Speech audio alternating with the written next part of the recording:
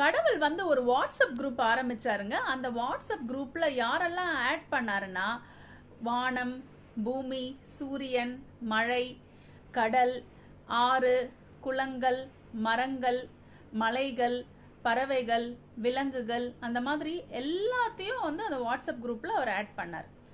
அதுக்கப்புறம் என்னாச்சு, கொஞ்ச நாள் கழிச்சு மனுஷனையும் அதுல ஆட் பண்ணார். சில காலங்கள் வந்து மனிதன் வந்து நல்லா அந்த வாட்ஸ்அப் குரூப்பை நல்ல ஆக்டிவா இருந்ததுனால கடவுளுக்கு ரொம்ப சந்தோஷமாயி மனிதனை வந்து குரூப் அட்மின்னா ஆக்கிட்டு அவர் வந்து லெஃப்ட் ஆயிட்டார்.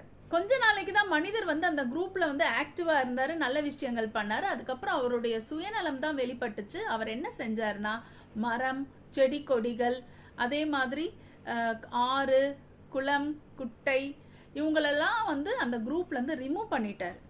ரிமூவ் பண்ணிட்டு யாரெல்லாம் ஆட் பண்ணிக்கிட்டாருன்னா, ஷாப்பிங் மால், அதே மாதிரி ஃபேக்ட்ரி, அப்பார்ட்மெண்ட்ஸ், இந்த மாதிரி இருக்கிறவங்களெல்லாம் குரூப்ல ஆட் பண்ணிக்கிட்டான்.